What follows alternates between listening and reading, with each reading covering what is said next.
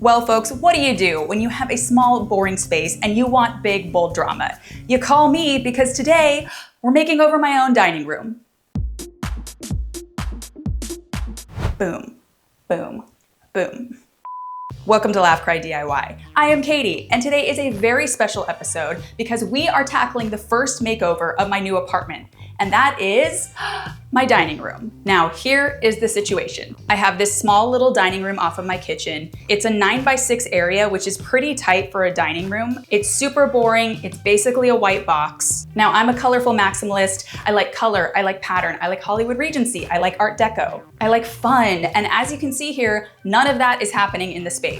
However, we do have one really awesome thing, and that is this beautiful antique Art Deco era schoolhouse light. It's probably from the 1910s or 1920s. It has this beautiful gold gilt stenciling, and the minute I stepped in and saw that, it actually reminded me of a cute like French bistro cafe. And again, I love Hollywood Regency, I love Art Deco, and I love drama and elegance, but I also like laid backness and coziness. So I decided to combine that all by turning this space into my version of a cute, cozy French cafe. And if you didn't know, literally my name is Katie French, so it's literally the Katie French Cafe. But the first thing we need to do is add some serious mega drama to these boring blank walls with wallpaper. Guys, welcome to my heaven, welcome to my hell. Before we go on, here's what you need to know. I spent a day doing this wallpaper. I spent a day filming it. It was funny. I had great tips. I had great riffs. And for the first time on this channel, I deleted the footage. And then I cried. And tragically, all I have from that day is like 3 no context clips.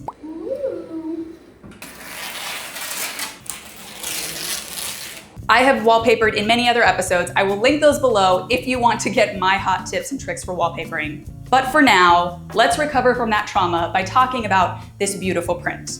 Fun fact about me, I love tropical botanical prints. In fact, in my last dining room, I also did a big tropical print.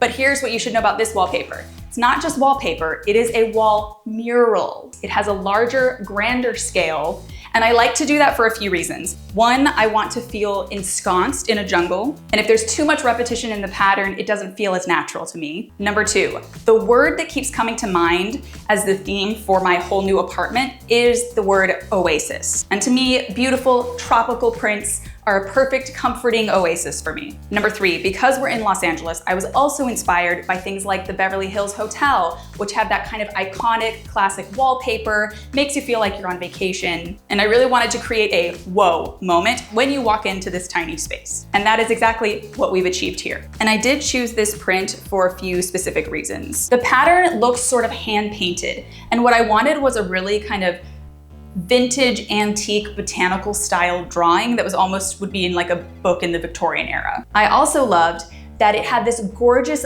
blush pink watercolor background. It gives it this really pretty dimension, and it just feels a little more dynamic. And isn't it fun when we say words like dynamic in design? So we have the walls, we have our wow moment, and now we need to deal with this damn floor. But before we dive into that, I did want to mention one tip from my video, which is I was actually trying to maximize space here, so these are not the correct panels. But what I did do is I cut out portions of the design from other pieces and I overlaid it so that it sort of continued the design across the seams. In fact, this whole bottom panel, I personally cut out and overlaid so that it just looks a little more seamless. If only you'd been able to see me do that in real time. Anyways, let's talk about the floor. This cool blue-gray floor, it's linoleum. It actually does have this cool geometric design, but it's just not gonna quite work with the vibe I'm going for. Because what I wanted was something a little bit more traditional, a little bit more like classic French cafe floor tile. And we are renting, so I knew I wanted to choose a peel and stick flooring. So what I found was this pattern from Floor Pop's tiles. You can see it's that traditional kind of diamond style. One challenging thing when you like color and pattern is mixing and matching patterns in a way that they don't terribly clash. And doing a strong, bold geometric next to a floral or something like that always works. Now let's talk about how we're gonna get this down on the floor. On this channel, we've done peel and stick flooring before, and having just moved out of my last house, I took up the whole floor and I was able to take it up, but it is a lot of work.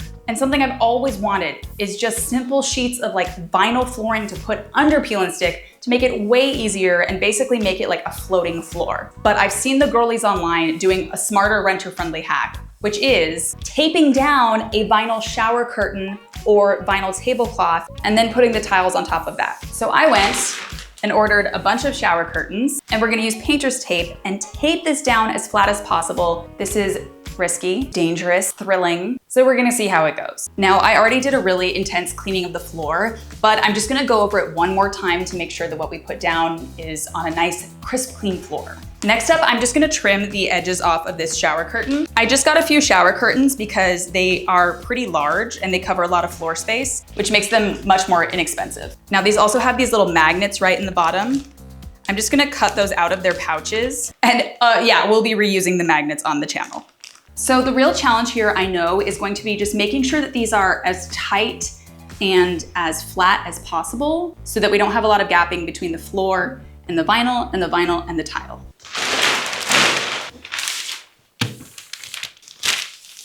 So I think I'm gonna start with just some little anchor points and kind of lightly tape around before we do a larger border seal. As I have learned over time, painter's tape actually does leave a residue if it's down for quite a while, but it's a lot easier to just clean that stuff up around the edges or a strip in the middle than have to clean up the whole floor later. And I'm gonna pull tight and tape from there. I think that's the best thing to do so that you have one anchor, and that middle part's really flat. Okay, so you can see these wrinkles here, but when I tighten on this side, they go away. Don't slip, don't slip, don't slip. I'm doing this in socks, and they're socks that look like baguettes because my cat's name is Baguette. I also had gotten a thicker vinyl shower curtain. There are thinner ones that are kind of like trash bag consistency, so get a thicker one if you can.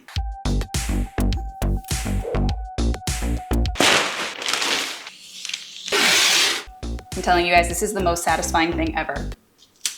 Okay, so I did my best to have it lie as flat as possible. Because it was folded and stuff, there are still, again, some little like air gaps, but the tiles altogether are kind of hefty. I think it's gonna weigh everything down a little bit. So I think it's about time to lay them. Again, these are pretty hefty, and fortunately the floor has already been laid in a correctly straight pattern, so I don't have to worry about lining these up too much. First one, guys.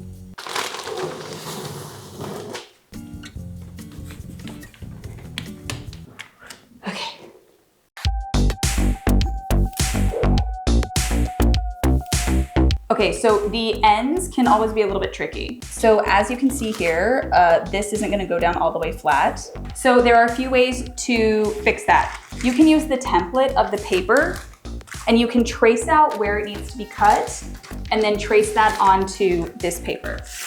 I can tell that it just needs a little bit of a sliver, and I fortunately have a paper cutter. Honestly, this is pretty helpful if you're working with these types of tiles. So I'm just gonna take a little bit off at a time. Okay, and then you can see, boom, that fits better. Okay, so far it's been going pretty good. Between my paper cutter and scissors and stencils, etc., I've been doing pretty good around weird edges. But let me show you something so satisfying. We got a corner there, boom. Woo. Guys, it's awesome. This floor is perfect. It's giving me French cafe. It was pretty easy to put in. Definitely recommend having a paper cutter in your life if you're gonna do a project like this. And now that we have the walls, now that we have the floors, we are ready for the piece de resistance in this space. Okay, so here's the deal.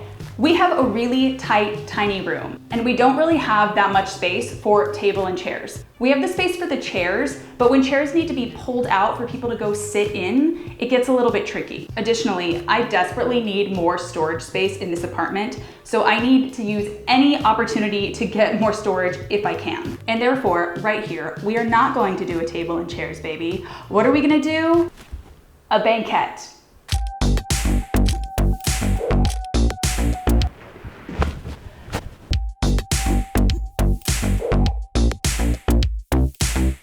Guys, I can't deal. I cannot deal with all of this awesomeness. If you're curious to see how I built this, I did a whole episode, I will link below, but I custom built this intentionally to give myself maximum seating area and, most importantly, pull-out storage. Okay, so here's the thing. A lot of people will do banquettes and they will do bench storage, which flips up.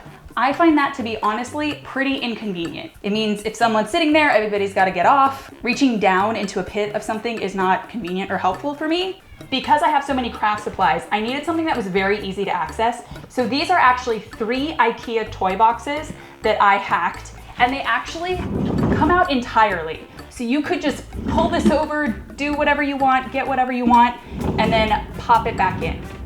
I think this might be the hack of my life, and I am so freaking happy. But to be honest, I'm also very sweaty. So I'm gonna take a shower and we'll be back. All right, folks, we're back. And I have filled these with all my tools and all my supplies. And most importantly, I added in the most important thing, which is a secret extension cord for chargers and such, which is great because it pulls right out, I can work, I can charge my stuff, and then I can throw it away and no one will ever know that it was there.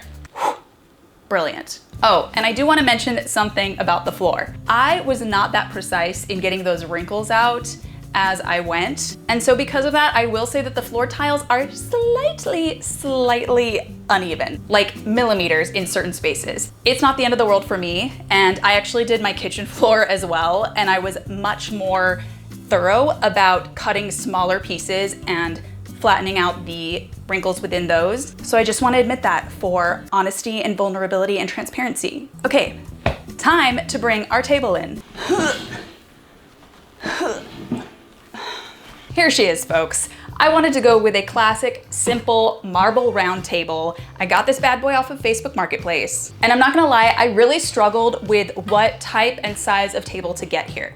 Originally, I actually had the idea to do 2 really small bistro tables side by side. That would make it very much cafe vibes, and it would be kind of flexible to kind of tweak seating arrangements. That said, it's only my husband and I here usually. We don't have a ton of dinner parties and we don't have a need for a ton of table space. So I decided instead to do a bit of a smaller round table. I might change my mind and we might even swap it out later. But for now, this is what we have. But as I mentioned, I did get her off Facebook Marketplace. And I will say, I'm not gonna say where this table is from, but it originally retails for $800 and I got it for $100, bless Facebook Marketplace. But the base was really scratched up. So I did go ahead and give it a quick sand down and a hit of my favorite gold spray paint from Rust-Oleum. Now you can see she's beautiful, she's smooth, but I do just want to point out that for a table that originally retails for $800, I have seen a few of these tables and the bases of all of them are really scratched up. I'm just saying you are not always paying for quality. Anyways, I like her, she's simple, she's round, she's cute, but she's lonely and she needs some friends in the form of really darling rattan chairs. Now let's talk about these chairs. Okay, so these are 2 cuties I scored off Facebook Marketplace. They're super cute. They have this awesome detailing, which is exactly what I wanted. This is just one of those awesome scores that the Facebook Marketplace gods put in my hands. And they are in pretty decent condition because they are older, but this little cutie right here is kind of messed up.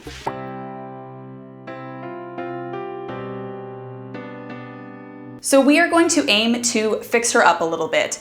I'm not gonna do a full proper reweave because, to be honest, I don't really know how to do that. But instead, we are gonna do a little sorcery to make her look a little more complete. And this is how we're gonna do it.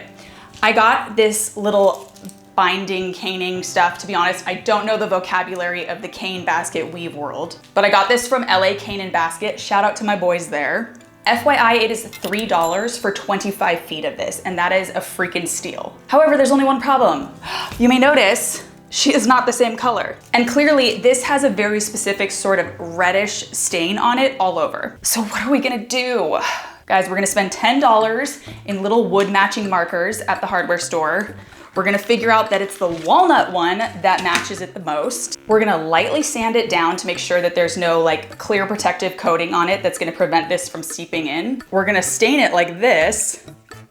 Oh, do you see? And don't forget the back, because the back is gonna show. And then we're gonna soak it all in water for 3 hours and hope that all the stain does not come off. But I'm happy to report that so far, it has not. Now that it's wet and it's all loosey-goosey, we're gonna weave in the little missing portions And then we're gonna take those little ends and we're just gonna wood glue them to the nearest piece. Now, to be fair, this is not the most stable, medically recommended way to fix this, but for $15-ish in supplies and a little bit of delusion, I think I can bring her back to life just enough that it won't be so obvious that she's missing so much of her pattern. Now, the number one key to success here, of course, is making sure that these are soaked so that they're super bendy and loosey-goosey and they don't snap while you weave. So let's see what happens.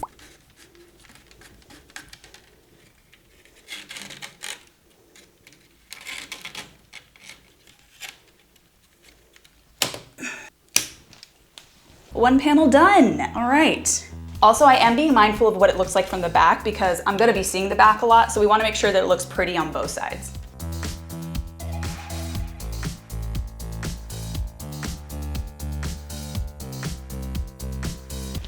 Guys, I can't believe I just did it. I weaved the whole thing back together. That is so cool. Now there are a lot of these little like tails sticking out here and there, and we do wanna make sure that they dry in the shape that I need to glue them in. So I'm actually just gonna use little paper clips. They're pretty narrow, and honestly for some of them I'm just like stabbing them in, kind of just as pins to hold these all in place in the right shape.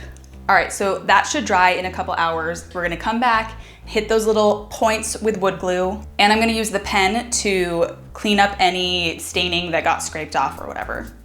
Okay guys, so here she is. She's actually super cute. This is the same one I had just reweaved. I do want to point out why I wanted this specific style of chair. Number one, I wanted to mix up the materials in the space. You guys sometimes can see, sometimes can't. These blinds here, I'm not changing them and they are a kind of reddish undertone. So it was nice to try to work that into the space. Rattan is also always very Hollywood Regency. It's very vacation. I also like that it's really light. And specifically, I knew that if I had chairs in here, a lot of times I was gonna be seeing the side or the back of it, and I wanted something that was light and airy so that it wouldn't visually block in a smaller space. I also wanted something that was pretty to look at, and therefore I was really specific, and it took me a long time to find the right rattan chairs that had a really cool detail on them. Again, these are really unique. I couldn't even reverse Google image find versions like this with this exact detail, and I really love it because it's kind of like a peacock, it's kind of like a heart, it's kind of like a cool crown. I don't know.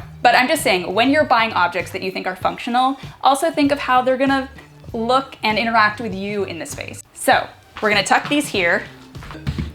Now, obviously these need chair pads, and like I told you before, we're doing pattern, we're doing color. We're making this the Hollywood Regency vacation hotel cafe of my dreams. And therefore, although I could have done the exact same fabric as a chair pad, I wanted to mix it up a little bit and introduce a more graphic pattern via lime green and white stripes. This actually gives your eye a little bit of a break from the green, but it still plays with what's in the space. These types of bold stripes are also very vacation, it's very cabana. It also reminds me of designs in famous Hollywood Regency hotels like the Greenbrier or like the Grand Hotel on Mackinac Island. So I felt that stripes were the right call. Now, because I'm always honest with you guys, this is not the right size of chair cover. And in fact, if you look at it, I have pinned it in crazy ways. I'm gonna adjust this later, but I have to be honest, it's very difficult to find lime green and white striped chair pads in this exact shape, this exact thickness, and this exact shade. So I've been on quite a journey for these, so please just ignore the funky pinning, but I just wanna be honest with you guys. All right, next, we've got tables, we've got chairs, but we have a problem we need to solve here. This is a 9-foot banquette that is not a 9-foot table. So when the table is next to the banquette looks extra long and the table looks extra small. So I wanna even that out with a little bit of balance to make it not feel as long and sparse. So we're gonna add pillows to the sides. I also wanna add pillows in for comfort, for cozy, and to get some more pattern. But we're not just choosing any pillows. We're gonna solve another problem that I feel is happening in this space. And that is that although I love this wallpaper, although it's cute and tropical, there's a lot of cool foliage, there's no animals in it. And I freaking love animals because we're in a freaking jungle. So I wanted to bring in the animals via throw pillow. So we have leopard, which, quick lesson for you guys, this is leopard because it has these little rosettes. If it had dots in the rosettes, it would be jaguar. And if it did not have rosettes and it just had the single solid dark spots, that would be a cheetah. I feel very passionately about that, and I hope that is interesting information for you. So we have pink leopards. We also have tiger with rose. And to be honest, I actually already had this throw pillow and it happens to be basically the same color, which ideally I would like a little more contrast, but I just love this big ass tiger head, so it's okay. And because we want a fun little pop of color, I also got this awesome velvet yellow peacock. Peacocks are another recurring theme on the channel, and I think she is so pretty. But I have a deep, dark confession for you guys. Neither of these pillows actually came with tassels on them. I wanted some variation in the size and the textures between these pillows, and adding a detail like tassels is a really fun way to get an extra pop of color, a little bit of texture, and tassels always make things feel a little bit more dramatic, but still very cozy. And if you're thinking, sure, Katie, you're a DIYer, you can make a tassel, but I could never do that. Yes, you can. Here is how you make a tassel. You're going to use a piece of cardboard as a guide for as long as you want your tassel to be. Then you're gonna wrap your thread or your yarn or your string around it until you get to your desired thickness. Then you're gonna pull it off and you're gonna tie off the top. Then you're gonna take another piece of string and you're gonna create a little neck and you're gonna tie that, and that's how you get your tassel head. Then you can trim up the bottom, and there you go, you have a cute, adorable tassel. You're welcome. So as you can see, we made these little pink tassels, but another deep, dark confession, this pillow actually came with the green tassels, but I moved them over to the pink one for more contrast. Wow, innovation. Boom, boom, boom. Also, these will all be linked below. Oh, and this corner too.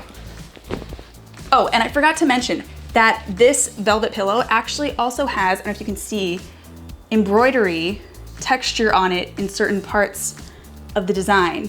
So again, it just adds a little extra something something. But we are not done. Alrighty guys, we're trucking along, and I did want to add one last detail just for a little bit more ambiance and coziness and fun, and that is a pair of sconces.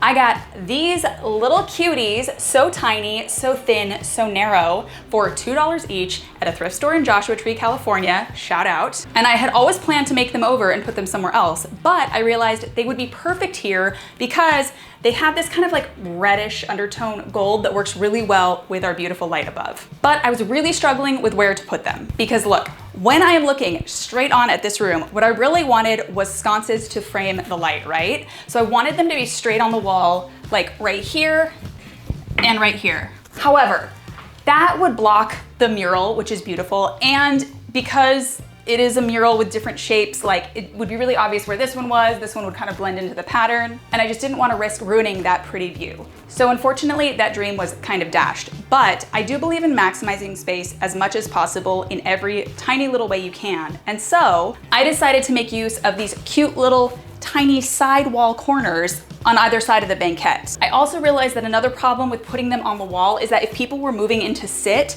they may be hitting their head or knocking it off, and that would be a whole thing. So instead, we're gonna tuck them here.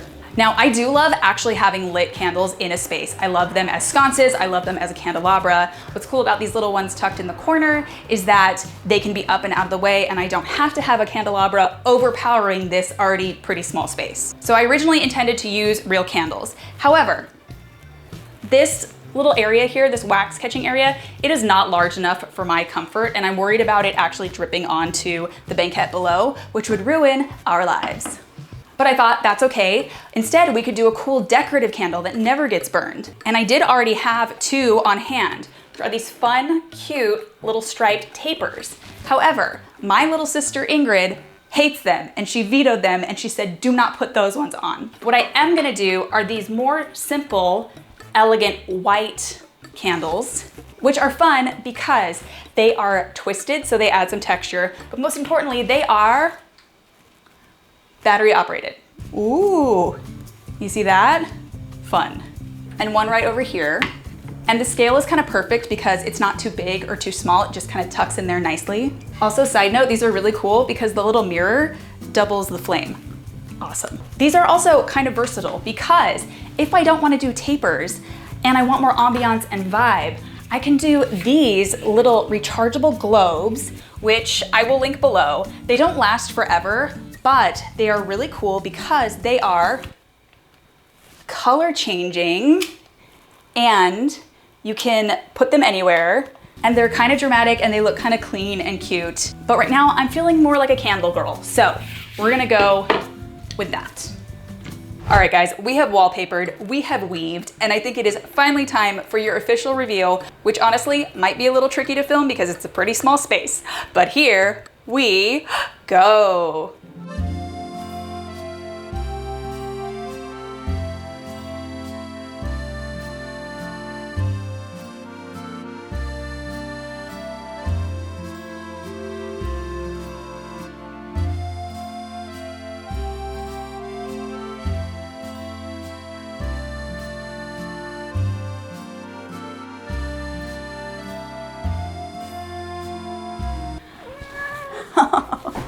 ASMR.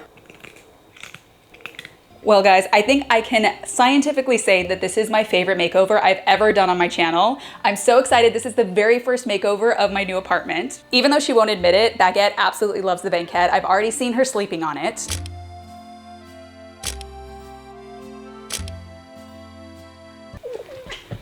But thank you for coming along on this ride. It's a very tiny enclosed space, and to be honest, I haven't even shown you the other part of the kitchen dining area. Those will be featured in upcoming episodes. But more than anything, I hope that this inspires you to maybe embrace a little more color or reimagine the way that you can use a space, even if it's really tiny. If this is your first time watching my channel, please feel free to subscribe. I also have a monthly newsletter, which I will link below, where I send out monthly DIY decor inspiration just for a little fun. I will also link playlists to other renter-friendly makeovers. But most importantly, I hope you will come back to watch me make over this apartment. Again, guys, this is the first one. This is the smallest space in the whole house, and we are already turning it up to 11. So come watch me risk my deposit every step of the way. Okay, bye.